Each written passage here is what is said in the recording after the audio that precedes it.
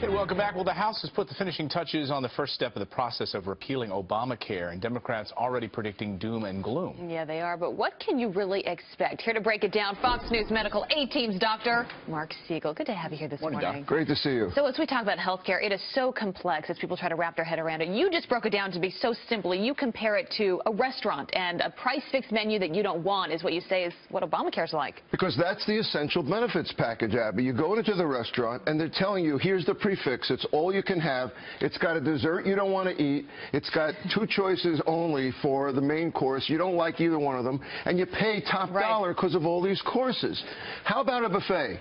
That's what Donald Trump has in mind. Choices. You go to the buffet. You say, cheaper buffet. Right. Maybe we all need to have a salad, right? But the rest of it, you choose if you need it. And competition across state lines, that means more restaurants coming to the neighborhood, right? And if there's more restaurants, the price goes down.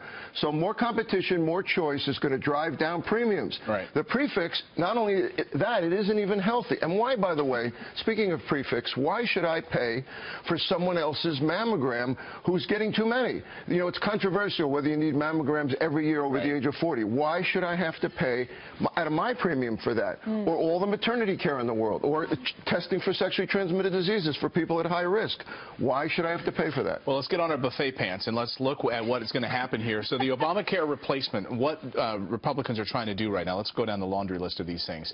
Take us through these, Doc. Essential health benefits will be the first to go. Right, we just talked about that. That means you can't have those mandatory tests, all those preventions. And guess what, Clayton? Lawyers figured that out, not doctors. I might know, or another practicing physician might know what's exactly essential. A trip to an emergency room, I want that covered. Hospitalization, that should be mandatory. Catastrophic style insurance.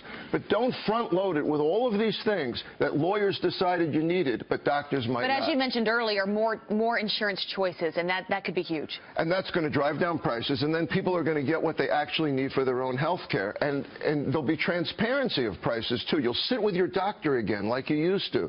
You'll sit there with your doctor and you'll say, I heard an MRI was cheaper uptown. And your doctor will say, I heard that, too. Use your health savings account for that, you know, or use your tax-deductible premium to buy a policy that covers that. That's choices. All right. Dr. Marc Siegel. It's going to be a really exciting future. And, by the way, the Democrats are using fear here.